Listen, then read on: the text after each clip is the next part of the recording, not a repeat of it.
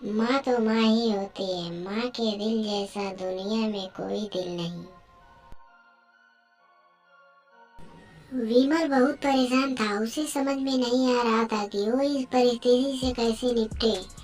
वो अपनी माँ को बहुत चाहता था, किंतु उसकी पत्नी और बच्चे उसकी माँ से बहुत दूर भागते थे, क्योंकि उसकी माँ की एक आँख नहीं थी।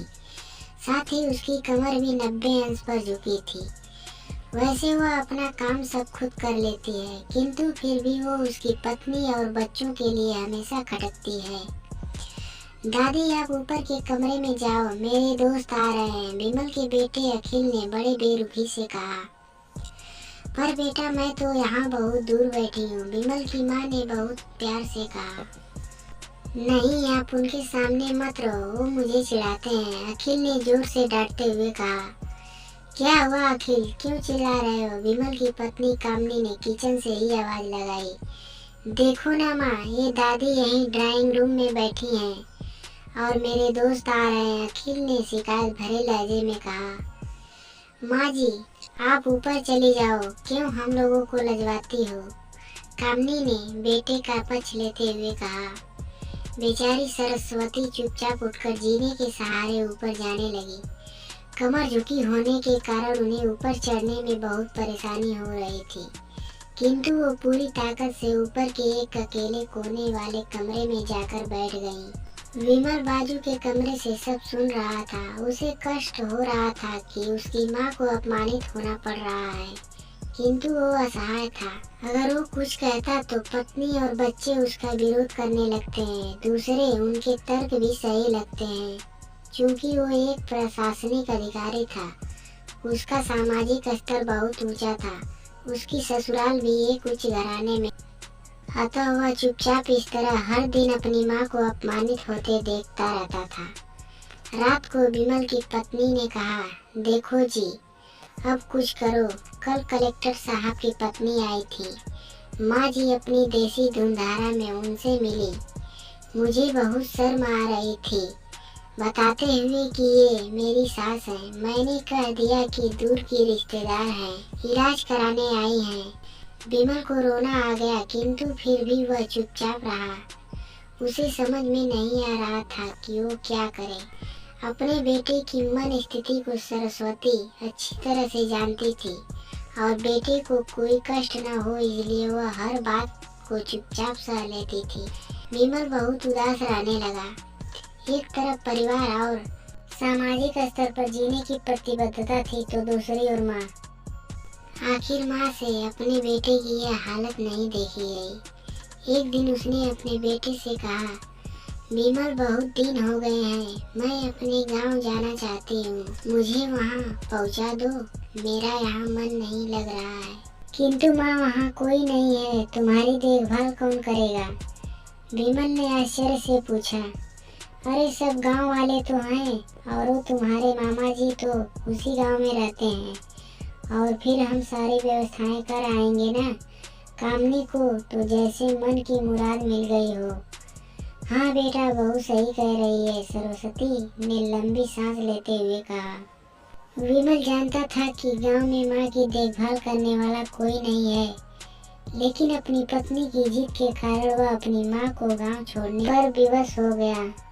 माँ को गांव छोड़कर आते वक्त उसे रोना आ रहा था तथा अपनी बेबसी पर गुस्सा भी आ रहा था, किंतु परिवार, पत्नी और समाज ने उसके इन मनोभावों को दबा दिया और वो सुकून सा महसूस करने लगा। कुछ दिनों के बाद उसके चाचा, जो अमेरिका में रहते थे, आने वाले थे। जब विमल बहुत छोटा था, उसके पिता जीवित थे, तब वो भारत आए थे और उसके बाद वो अब भारत आने वाले थे। पूरा परिवार और आस पड़ोस बहुत उत्साहित था।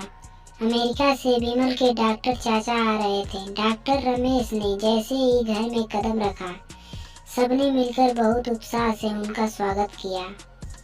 क्यों विमल भाभी नहीं दिख रही हैं, कहाँ हैं? डॉक्टर रमेश ने उत्सुकता पूर्वक पूछा। जी, वो गांव में रहती हैं, यहाँ उनका मन नहीं लगा, कामनी ने सपाट लहजे में उत्तर दिया। डॉक्टर रमेश ने विमल की ओर देखता तो विमल ने अपनी आंखें झुका ली। डॉक्टर रमेश सब समझ गए। बोले, कल हम भाभी से मिलने गांव चलेंगे सब लोग। दूसरे दिन सभी लोग गांव के घर में पहुंचे। देखा कि सरस्वती को बहुत तेज बुखार है और वो पलंग पर असहाय पड़ी हैं। डॉक्टर रमेश दौड़कर सरस्वती के पास गए, उनके पैर पकड़कर। डॉक्टर रमेश बाबू रोने लगे। सरस्वती की ये हालत उनकी कल्पना से परे थी। वाह बेटा विमल, तूने तो नाम उजागर कर दिया।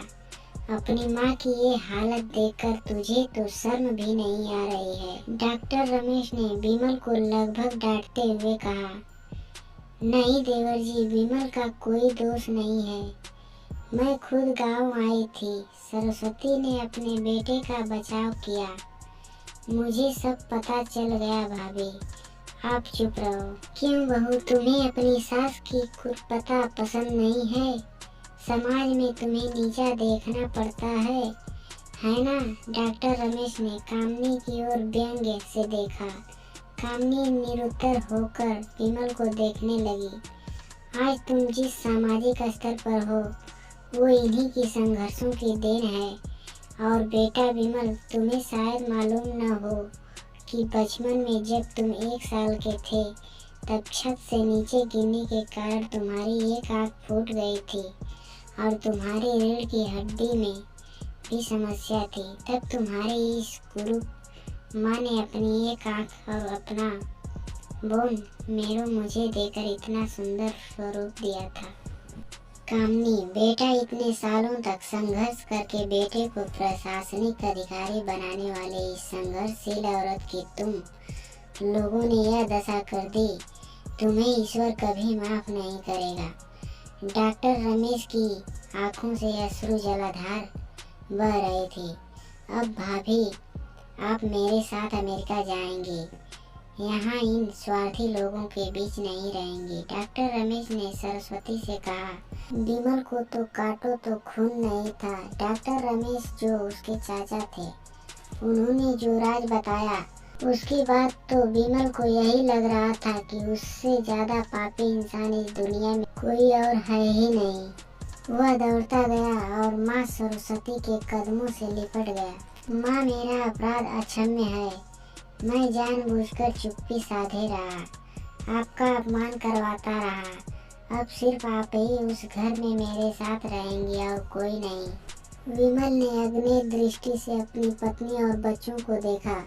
कामनी को भी बहुत पश्चाताप हो रहा था, किंतु उसकी हिम्मत नहीं हो रही थी कि वो सरस्वती से आंख मिलाए। सरस्वती ने कामनी की मन स्थिति को समझकर उसको पुचकारते हुए अपने पास बुलाया और विमल को डांटते हुए कहा, खबरदार, जो मेरी बहू को मुझसे अलग करने की कोशिश भी की तो तुझे ही घर से बाहर निकाल दूंगी।